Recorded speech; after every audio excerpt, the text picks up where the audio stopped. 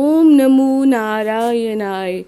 जय श्री हरि प्यारे भक्तों, आज हम आपको बताएंगे कि निर्जला एकादशी सब एकादशियों में श्रेष्ठ क्यों है। इस एकादशी का व्रत करने से सबसे अधिक पुण्य क्यों मिलता है। सनातन धर्म में एकादशी व्रत का विशेष महत्व होता है। प्रत्येक माह में 2 एकादशी व्रत रखे जाते हैं। पूरे साल में 24 एकादशियाँ आती हैं। इन सब एकादशियों में से सबसे श्रेष्ठ और अक्षय फल प्रदान करने वाली एकादशी ज्येष्ठ माह के शुक्ल पक्ष की निर्जला एकादशी या भीमसेनी ये सबसे बड़ी एकादशी मानी जाती है। ये एकादशी व्रत भीम ने भी रखा था, इसीलिए इसे भीमसेनी एकादशी भी कहा जाता है। इस एकादशी में पानी न पीने का विधान है। इस दिन श्रद्धालु निर्जल रहकर भगवान विष्णु की आराधना करते हैं। पौराणिक कथाओं के अनुसार एक बार पांडु पुत्र भीमसेन ने महर्षि वेद व्यास जी से पूछा कि हे मुनिवर, मेरे परिवार में मेरे भ्राता युधिष्ठिर, मेरी माता कुंती, द्रौपदी, अर्जुन, नकुल और सहदेव आदि सब एकादशी का व्रत करने को कहते हैं, परंतु महाराज मैं उनसे कहता हूँ कि भाई, मैं भगवान की शक्ति पूजा आदि तो कर सकता हूँ, दान भी दे सकता हूँ, परंतु भोजन के बिना नहीं रह सकता। इस पर व्यास जी कहने लगे कि हे भीमसेन, यदि तुम नर्क को बुरा और स्वर्ग को अच्छा समझते हो तो प्रति माह की दोनों एकादशियों को अन्न मत खाया करो। भीम कहने लगे कि हे पितामह, मैं तो पहले ही कह चुका हूँ कि मैं भूख सहन नहीं कर सकता।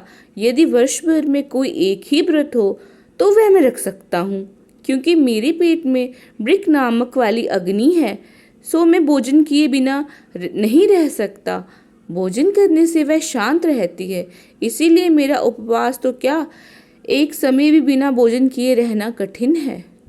अतः आप मुझे कोई ऐसा व्रत बताइए जो वर्ष में केवल एक बार ही करना पड़े और मुझे स्वर्ग की प्राप्ति हो जाए। श्री व्यास जी कहने लगे कि हे पुत्र, बड़े बड़े ऋषियों ने बहुत शास्त्र आदि बनाए, जिनसे बिना धन के थोड़ी परिश्रम से ही स्वर्ग की प्राप्ति हो सकती है।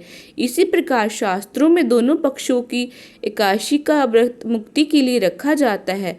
व्यास जी के वचन सुनकर भीमसेन नरक में जाने के नाम से भयभीत हो गए और कांपकर कहने लगे कि अब क्या करूं? मास में 2 व्रत तो मैं कर नहीं सकता, हाँ, वर्ष में एक व्रत करने का प्रयत्न अवश्य कर सकता हूँ। अतः वर्ष में एक दिन व्रत करने से यदि मेरी मुक्ति हो जाए, ऐसा कोई व्रत बताइए। ये सुनकर व्यास जी कहने लगे कि ज्येष्ठ माह के शुक्ल पक्ष को जो एकादशी आती है उसका नाम निर्जला है। तुम उस एकादशी का व्रत करो। इस एकादशी के व्रत में स्नान और आचमन के सिवा जल वर्जित है।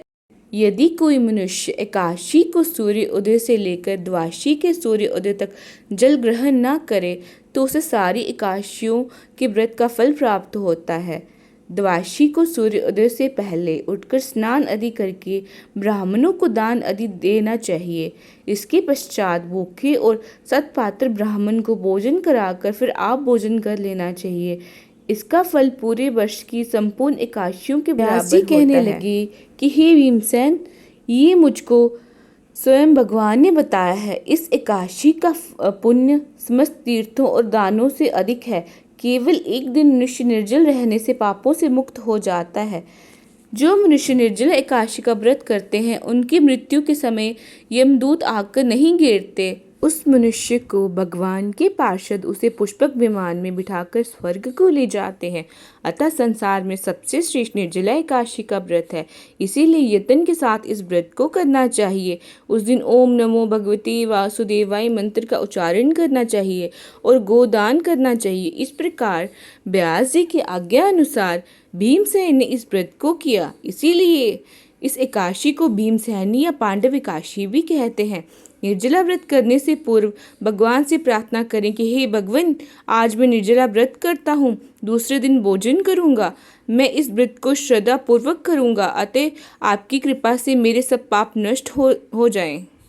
इस दिन जल से भरा हुआ गड़ा वस्त्र से ढककर स्वर्ण सहित दान करना चाहिए।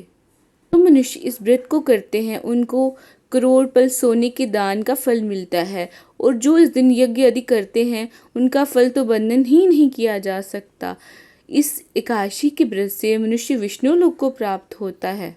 जो मनुष्य इस दिन अन्न खाते हैं वे चांडाल के समान हैं, वे अंत में नरक में जाते हैं। जिसने निर्जला एकादशी का व्रत किया है वे चाहे ब्रह्मा हत्यारा हो, मदपान करता हो, चोरी की हो या गुरु के साथ द्वेष किया हो, मगर इस व्रत के प्रभाव से स्वर्ग को जाता है। हे कुंती पुत्र, जो पुरुष या स्त्री श्रद्धा पूर्वक इस व्रत को करते हैं उन्हें अगर लिखित कर्म करने चाहिए।